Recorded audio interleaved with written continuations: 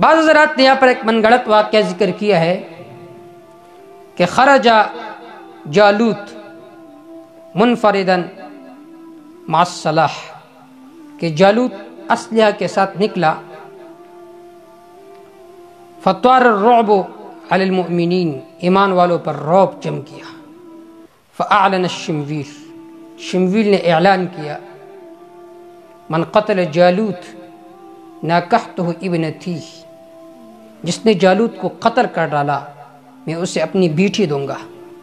لأعطیت نصف الحکومہ، اور آدھی حکومت اسے دوں گا۔ تو فرماتے ہیں حضرت داؤد نکلے اور انہوں نے جالوت کا مقابلہ کیا۔ اب یہ جو واقعہ بعض حضرات نے ذکر کیا ہے یہ من گڑت واقعہ ہے۔ ایک تو یہ ہے کہ ان فی ھذا ذم طالوت من اجراء الرعب علیہ وقد مدحہ اللہ تعالی بما مر، اس میں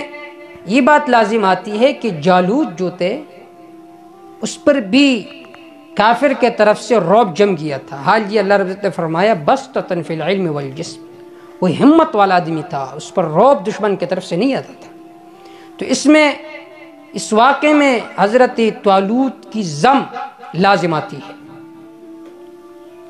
دوسری بات یہ ہے کہ یلزم فیہ قصد النبی عن قتال العدو، اس میں یہ لازم آگے کہ پیغمبر بھی حضرت شمویل بھی دشمن کے ساتھ لڑ نہیں سکتے۔ اور تیسری بات یہ کہ ان جمیع افعال الانبیاء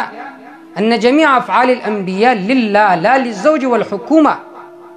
کہ انبیاء کے جتنے افعال ہوتے وہ اللہ کے لیے ہوتے، حکومت کے لیے، بیوی کے لیے نہیں ہوتی۔ اس وجہ سے شیخ القرآن علامہ غلام اللہ خان رحمہ اللہ فرمایا کرتے تھے کل ذالک من الخرافات،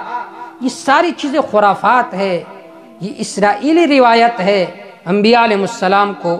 بدنام کرنے کے لیے۔